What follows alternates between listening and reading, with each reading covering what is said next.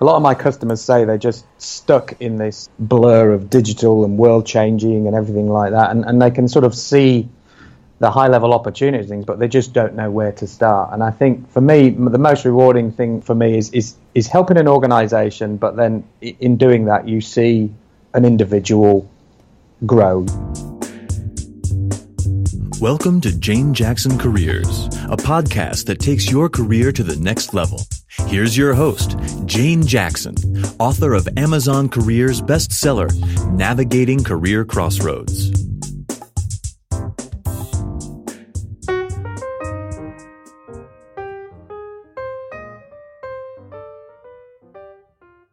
Welcome back to my Careers podcast, where I interview fascinating professionals who've had amazing career journeys or have transitioned into entrepreneurship.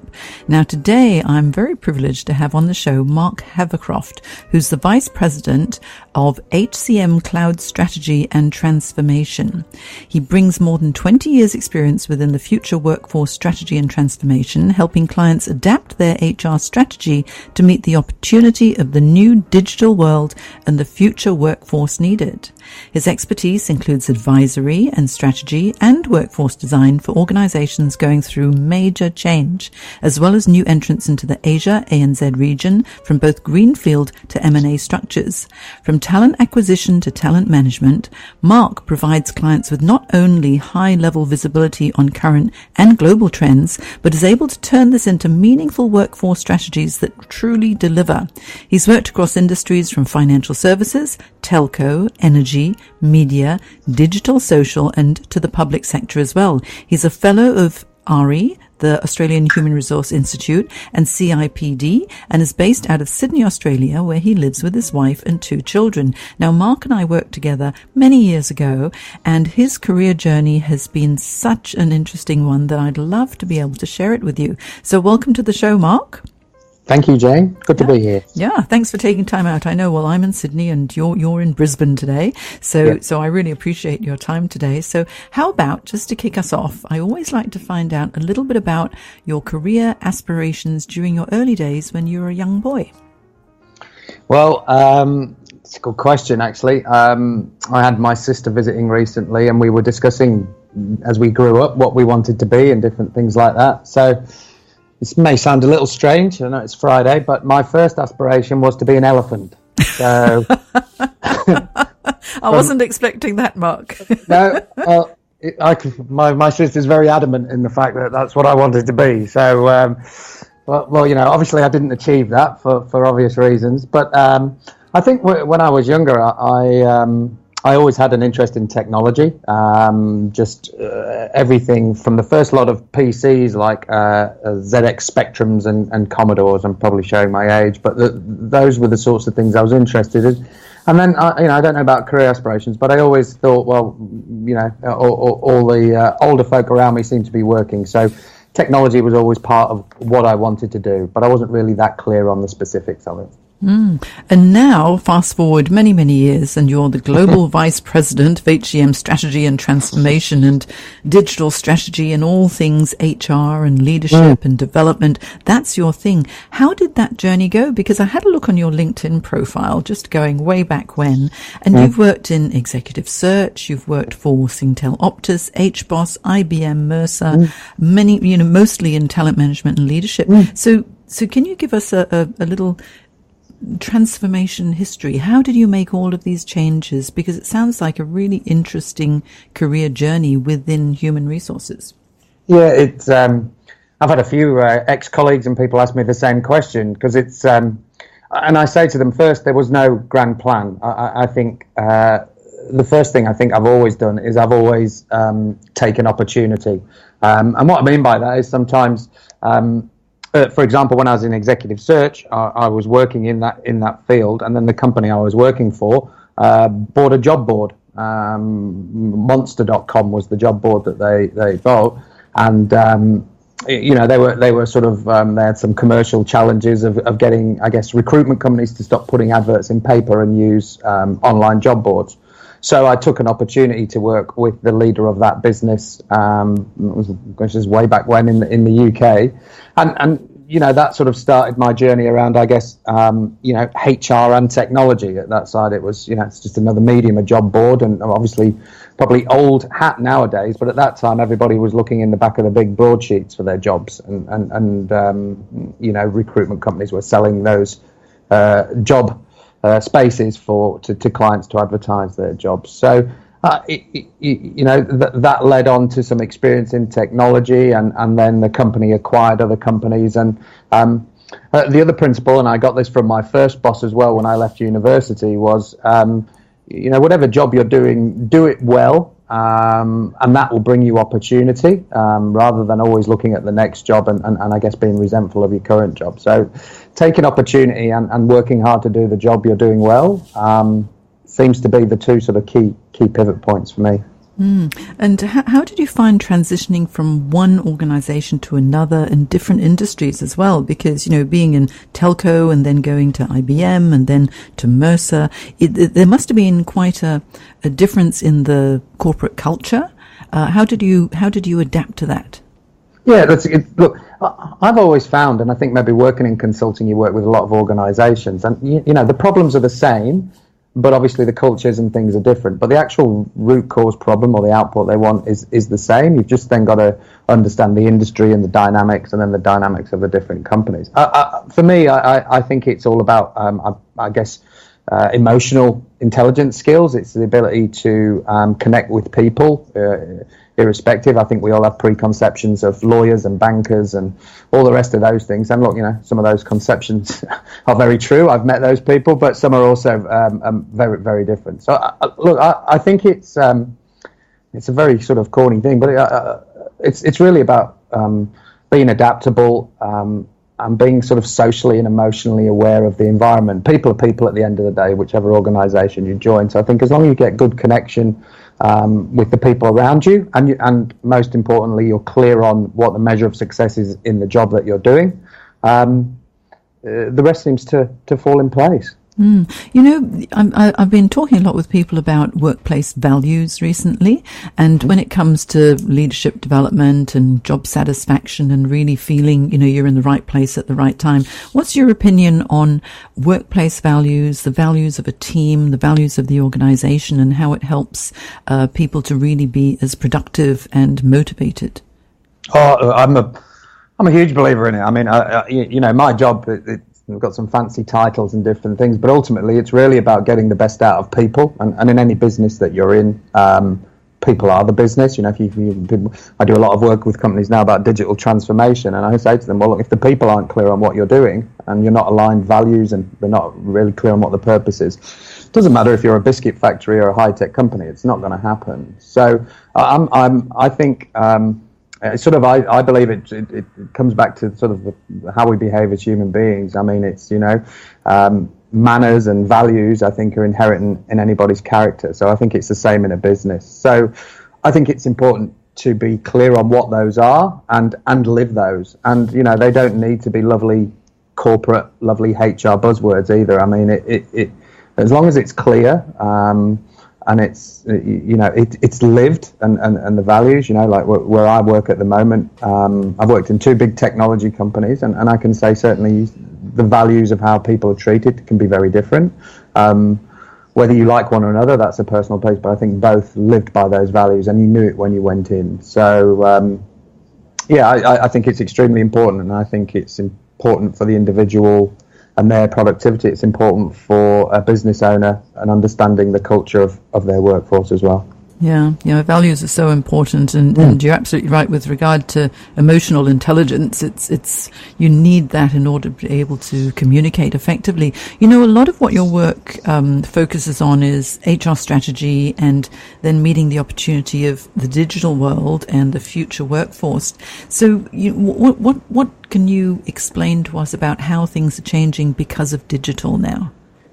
Yeah, look, I'm just travelling around on a sort of roadshow thing that we call the art of the possible, and fundamentally, there's a couple of things that come out to me. Is people are worried about technology, so they're worried about robots taking their jobs and artificial, and that side of things, and there's also a lot of companies being challenged by the digital world, if you like, both from employees, 5 generations in the workforce, and people basically expecting to have the experience they have on their phone in the work environment. So many times people go to work and they, oh yeah, we'd love to do that, but the system doesn't let us do that. So that's that's the sort of, I guess, the dichotomy of change. I guess the points I say to people is, number one is that there's a great quote. I think it's Neil Postman who says that it's either we let technology rule us or we rule technology. So I'm a technology optimist, and I see a great deal of opportunity with technology for people in their careers and their jobs. I mean, a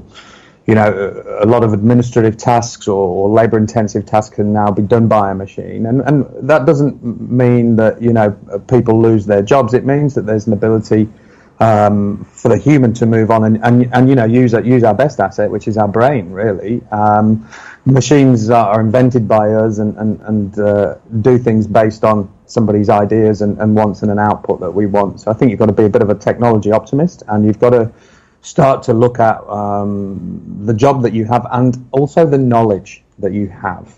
You can be a warehouse manager and have an extraordinary amount of knowledge of how logistics works and supply chains work for a particular company, and that knowledge is critical in any form of automation and use of technology. A machine doesn't know that; it's taught that by a human. And so, look at how you can utilize this and advance your learning. And don't. And a lot of people do discount the business knowledge and experience they have, just what you know, rather than what you can do. And that will be the commodity of if you like, jobs going forward. It's what you know, not necessarily what you do, if that makes sense. Yeah, absolutely. I think so many people do feel afraid that they will be losing their jobs, especially if they're in more of the administrative type roles, which can be either outsourced or automated as well. But I guess the key would be for people to keep upgrading their skills and really know what it is that they want to contribute into the workforce, which isn't something that could be automated as such in order to remain employable. What would your advice be for people who are concerned about specific, or the how, basically? It's the roles that they're currently performing that could be automated. What would your advice be for them to remain employable? Well, great question. I get this a lot from people, both from organizations who are worried about their workers worrying, and also from the individual, right? So firstly, it's to the individual, I'd say your bosses, if you like, for want of a better word, are worried about this too. So really what I would encourage them to do is, as I said to you, think about the knowledge they have. If I can give you I'll give you a sort of an example. We have a client who has big call centers and had lots of people.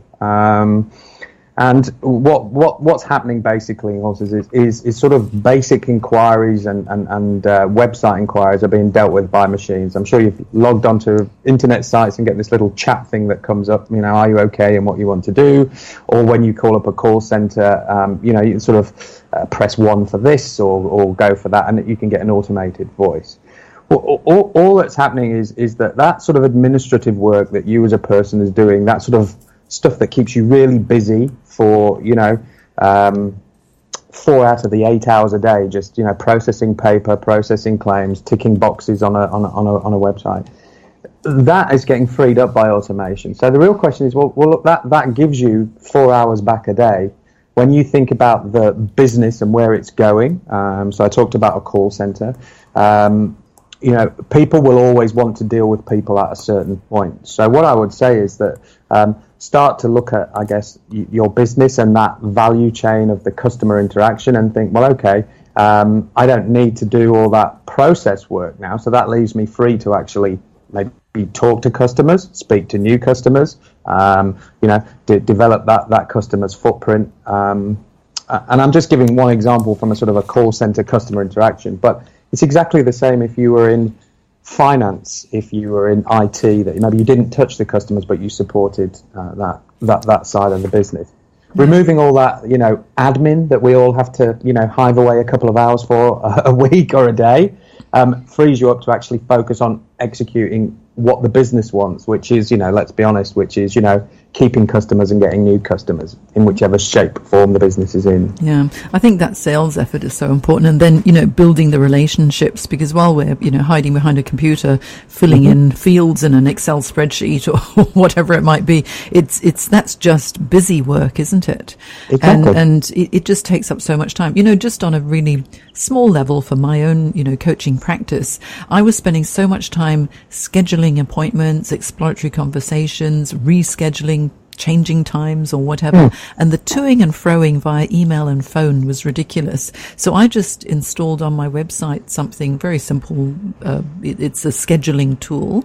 So whenever anyone wants an appointment, I don't say call me. I'll just go hop on and choose the day and time that suits you, because those are the times that are available for me, and it will work. And if they need to reschedule, they hop on again, automatically do it. Saves me so much time and saves them time as well. I think it's a wonderful thing, and it's freed up, I would say, at least, an hour a day of just faffing about, basically. Yeah, that's a great personal example, Jane. It's sort of almost a mindset, I find. And I understand, I really do understand, because business worries about it. That's been when people have that admin in their life, they think that's part of their job. And so actually giving it to a machine, that's the vulnerability that triggers in the human instinct to think, oh, well, gosh, I'm giving half of my job away. Well, it's almost in a mindset, think, well, actually, no, I'm getting rid of stuff that's stopping me actually doing the core thing that my employer or in my own business, like yourself, that I need to focus on, where I truly provide value to my customers, and like you will be to speaking to them and coaching to them, not arranging appointments with Outlook and this and that and the other.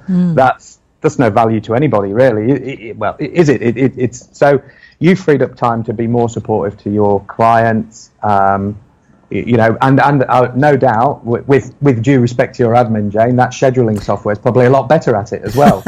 Without a doubt. I get too grumpy when I have to reschedule things, or I get the time wrong. And in fact, the scheduling tool is more accurate than I am. So there you go. That's what it's great. I always say there's two things. There's automation and there's digital transformation. Don't get the two confused, Automation is taking something and improving it, whether that be with robotics or improving the process, but it's the same output. It's still an appointment, but it hasn't drawn you in. Because at the end of the day, when all is said and done, when we do this, we all deal with people. We all meet people at the end of the day and do things. You can do a lot over technology, but as humans, we do business with people.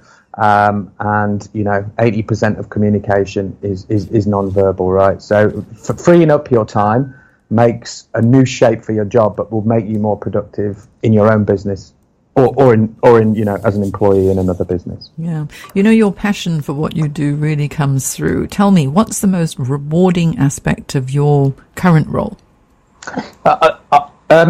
It's helping people see the wood from the tree. It's almost a bit like a lot of my customers say they're just stuck in this blur of digital and world changing and everything like that, and they can sort of see the high level opportunities, but they just don't know where to start. And I think for me, the most rewarding thing for me is helping an organization, but then in doing that, you see an individual grow. You see an individual go from worrying about their job being taken over to a robot to, loving their job and loving working with automated machines and advancing this and that side of things. And to be honest, I like, I'm lucky I'm in a good job. I just like demystifying it all. It's ever since I was a young kid, I always used to, there was all buzzwords and things around technology. It's really sort of, reasonably simple at the end of the day, but we, as humans, we like to make things complicated. So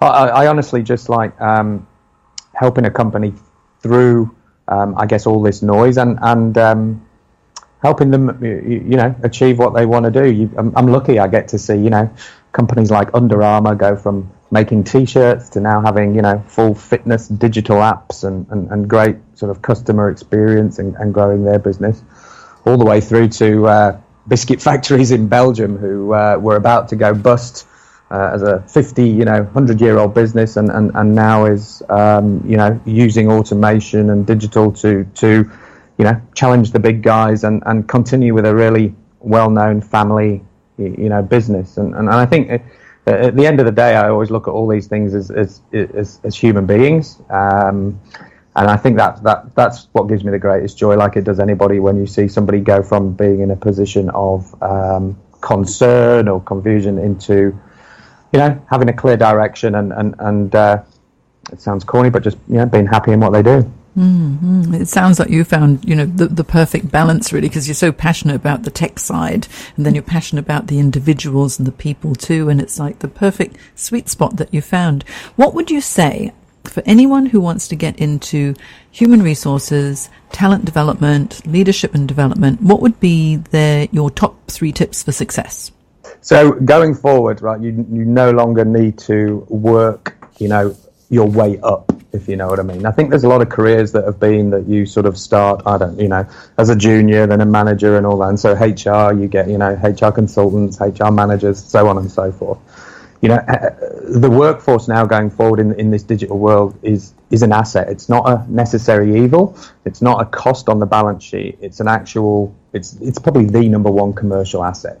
So if you want to get into the world of HR, it's no longer going to be about, compliance and things like that. It's actually the key difference in any business.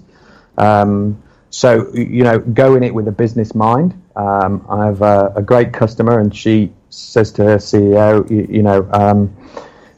we're not a HR person in business, we're a business person in HR. So,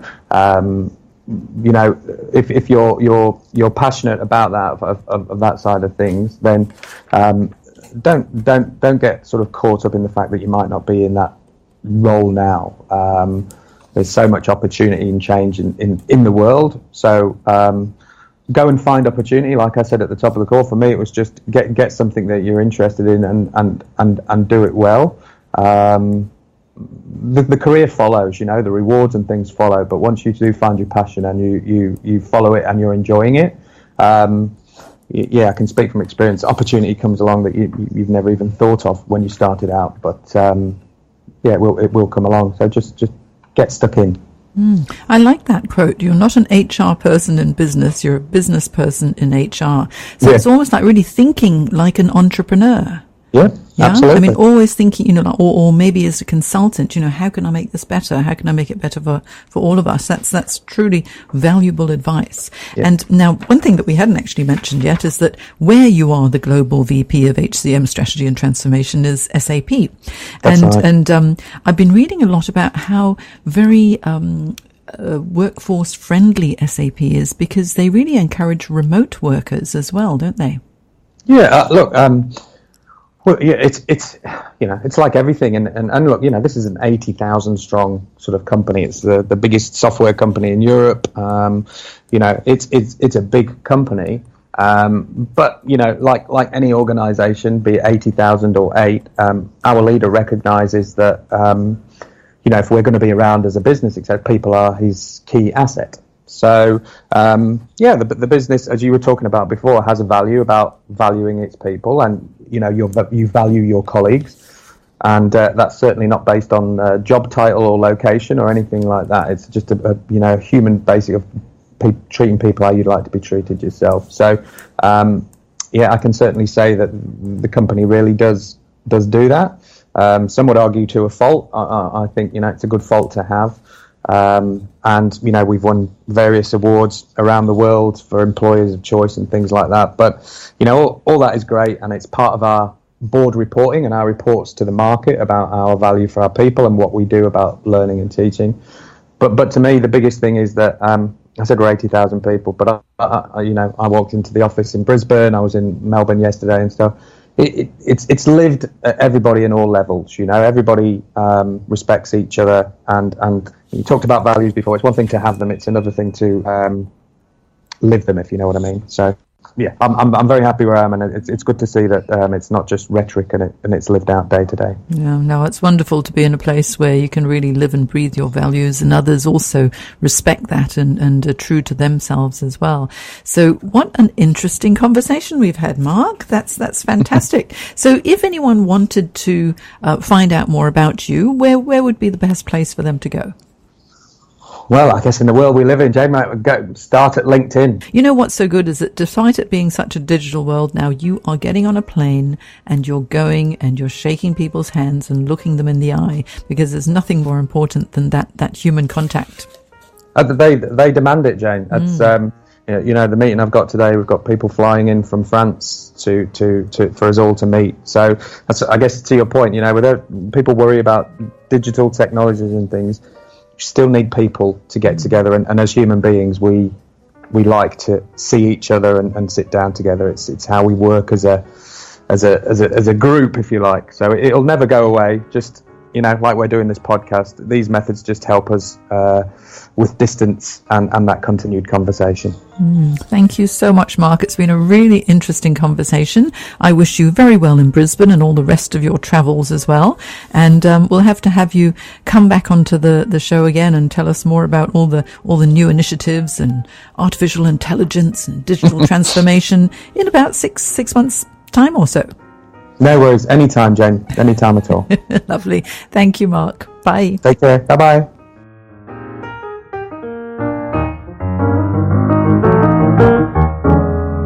Today's podcast is brought to you by audible.com. You can get a free audiobook download and free 30-day trial at audibletrial.com/Jane Jackson Careers. There are over 180,000 book titles to choose, so give it a go and get your free audiobook today from audibletrial.com/Jane Jackson Careers.